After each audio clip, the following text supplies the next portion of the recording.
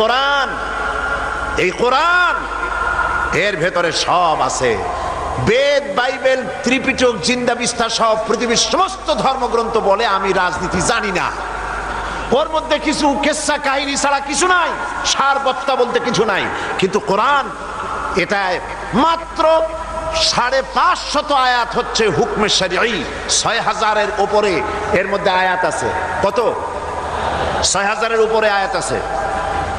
6000-এর উপরে আয়াত সম্বলিত এই কিতাব, এর মধ্যে 500 আয়াত হচ্ছে হুকমে শরঈ, অর্থাৎ বিধি নিষেধ। কোনটা করবেন, কোনটা করবেন না, কোনটা খাবেন, কোনটা খাবেন না, কোনটা বলবেন, কোনটা বলবেন না, এই জাতীয় আয়াতের সংখ্যা কত? তাহলে বাকি 6000 কি? তা কি মাথার মধ্যে ঢুকছে কখনো?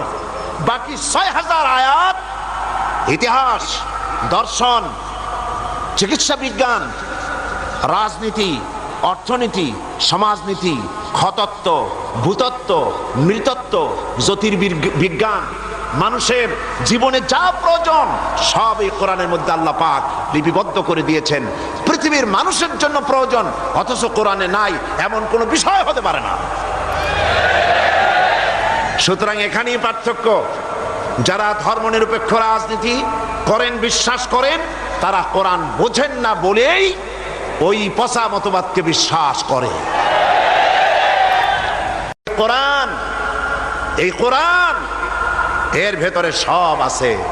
বেদ, বাইবেল, ত্রিপিটক, জিন্দা বিস্তা সব পৃথিবীর সমস্ত ধর্মগ্রন্থ বলে আমি রাজনীতি জানি না। ওর মধ্যে কিছু কেচ্ছা কাহিনী ছাড়া কিছু নাই, সার বত্তা বলতে কিছু নাই। কিন্তু কোরআন এটায় মাত্র 550 আয়াত হচ্ছে হুকমে শরঈ। 6000-এর উপরে এর মধ্যে আয়াত আছে। কত? 6000-এর উপরে আয়াত আছে।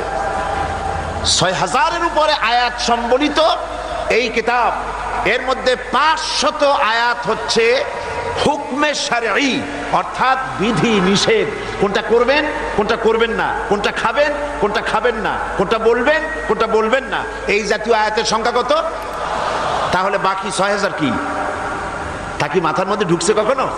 বাকি 6000 আয়াত ইতিহাস, দর্শন, চিকিৎসা বিজ্ঞান, রাজনীতি, অর্থনীতি, সমাজনীতি, খতত্ব, ভূতত্ব, নৃতত্ব, জ্যোতির্বিজ্ঞান, মানুষের জীবনে যা প্রয়োজন সব এই কোরআনের মধ্যে আল্লাহ পাক লিপিবদ্ধ করে দিয়েছেন। পৃথিবীর মানুষের জন্য প্রয়োজন, অথচ কোরআনে নাই এমন কোনো বিষয় হতে পারে না।